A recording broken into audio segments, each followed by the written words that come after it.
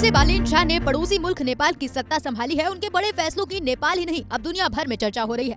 युवा पीएम जोश से लबरेज और अंदाज बिल्कुल हीरो जैसा, जनता से ऐसे मिलते हैं जैसे कोई पुराने नाते रिश्तेदार हो, लेकिन जब एक्शन में दिखाई देते हैं तो बड़े बड़े फैसले झटके में ले लेते हैं। बालेन शाह सत्ता संभालते ही एक्शन में आए। बुधवार को बालेन शाह एक बार फिर एक्शन में दिखे, जब भारत, चीन, अमेरिका समेत 17 देशों के राजदूतों की बैठक बुलाई। नेपाल के इतिहास में ऐसा पहली बार हुआ जब सारे राजदूतों की एक साथ बैठक बुलाई गई है। अब तक परंपरा थी कि नेपाली पीएम सारे राजदूतों से अलग अलग मिलते थे। नेपाली विश्लेषकों का कहना है कि इस बैठक के जरिए बालेन शाह ने ये संकेत देने की कोशिश की कि उनकी सरकार विदेश नीति पर अपनी पकड़ मजबूत करना चाहती है और व्यक्ति आधारित बैठक की बजाय सरकार के स्तर पर दुनिया के देशों के साथ संपर्क बढ़ाना चाहती है। बालेन शाह ने जिन देशों के राजदूतों की एक साथ मुलाकात की, उनमें भारत, चीन, America, Britain, Japan, France, Germany, Saudi Arab, Qatar, Israel, Pakistan, Bangladesh, Sri Lanka, दक्षिण कोरिया, स्विट्जरलैंड, मिस्र और संयुक्त राष्ट्र शामिल हैं। इस सामूहिक मुलाकात के बाद 11 देशों के राजदूतों से बालेन शाह ने अलग से मुलाकात की। इस मुलाकात में सभी देशों के राजदूतों ने कहा कि वे नेपाल की नई सरकार को अपना पूरा समर्थन देते हैं। कहा जा रहा है कि नेपाली पीएम के इस कदम से साल 2006 से चली आ रही परंपरा को किनारे कर दिया,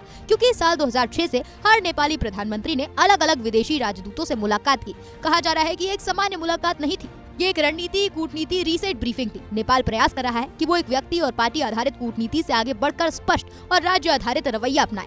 बालेन शाह की पार्टी पहले ही कह चुकी है कि विदेश नीति में संतुलन बनाएगी। नेपाली विश्लेषकों का कहना है कि सारे राजदूतों को एक साथ बुलाना ये एक तरह से संकेत है, वो भी तब जब भारत, चीन, अमेरिका के बीच प्रतिस्पर्धा बढ़ रही है। इससे बालेन शाह ने संकेत दिया कि वो न तो सिर्फ भारत, न चीन और न ही अमेरिका की ओर झुकाव रखते हैं।